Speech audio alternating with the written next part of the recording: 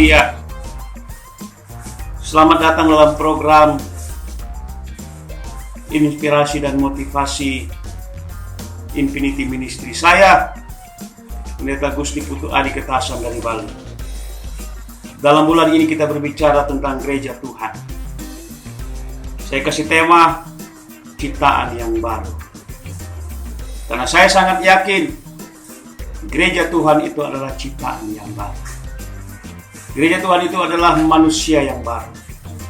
Di dalam Efesus pasal yang keempat ayat yang ke-17. Sebab itu kukatakan dan kutugaskan ini kepadamu. Di dalam Tuhan, jangan hidup lagi sama seperti orang-orang yang tidak mengenal Allah dengan pikirannya yang sia-sia dan pengertiannya yang gelap, jauh dari hidup persekutuan dengan Allah karena kebodohan yang ada di dalam mereka dan karena kedegilan hati mereka.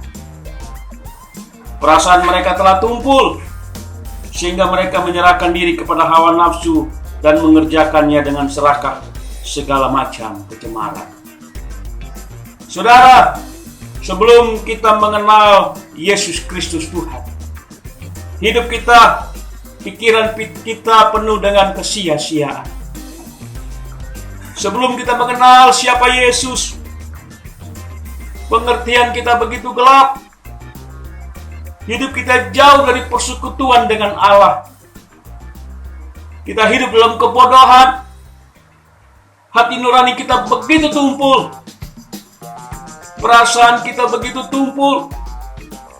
Kita hidup dalam hawa nafsu dosa yang begitu rupa. Dan dalam segala macam keserakahan dan kecemaran.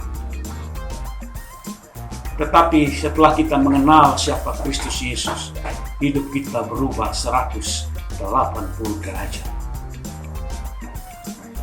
Apa yang menjadikan kita berbeda? Apa yang menjadikan kita menjadi ciptaan yang baru? Apa yang menjadikan kita menjadi manusia yang baru? Ayat yang ke-20, Efesus pasal yang keempat dan ayat yang ke-21. Tetapi kamu bukan demikian. Kamu telah belajar mengenal Kristus. Karena kamu telah mendengar tentang Dia dan menerima pengajaran di dalam Dia, menurut kebenaran yang nyata di dalam Yesus.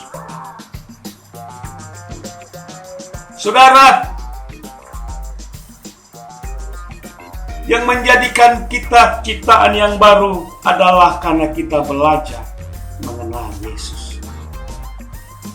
Yang menjadikan kita manusia baru karena kita belajar dengan Yesus. Yang menjadikan kita ciptaan yang baru karena kita sudah menerima pengajaran di dalam Dia. Apa yang kita pelajari dari Yesus? Apa yang kita pelajari dari pribadi Yesus Tuhan itu? Di dalam Injil Matius pasal yang ke-11 ayat yang ke-28 dan 29. Marilah kepadaku semua yang letih lesu dan berbeban berat, aku akan memberi kelegaan kepadamu. Ini undangan spesial dari Yesus. Dia menjamin kelegaan sejati bagi setiap beban berat dan letih lesu saya dan saudara. Pikulah yang kupasang dan belajarlah kepadaku, karena aku lemah lembut dan rendah hati, dan jiwamu akan mendapat ketenangan. Saudara, Yesus berkata, belajarlah kepadaku. Apa yang kita pelajari dari Yesus? Karena Dia pribadi yang lemah lembut. Dalam bahasa Yunani, kata lemah lembut memakai kata praos, yang artinya seekor kuda, atau singa, atau beruang, atau gajah, atau harimau yang dulunya liar, yang dulunya garang, yang dulunya tidak terkendali, tidak bisa diatur, begitu buas ditangkap, dikurung, dicambuk, diproses oleh pawang singa atau pawang kuda atau pawang beruang, kemudian dilepas menjadi binatang yang begitu mudah diatur, begitu mudah dikendalikan. Dulu sebelum kita mengenal Yesus, hidup kita begitu liar, begitu tidak mudah diatur. Tetapi setelah kita mengenal Kristus, Dia merubah hidup saya dan saudara, memperbaharui hati dan pikiran kita menjadi ciptaan yang baru. Sesungguhnya yang baru sudah datang, yang lama sudah berlalu. Itulah gereja Tuhan, ciptaan yang baru. Haleluya, haleluya, haleluya. Tuhan memberkati saudara. Haleluya.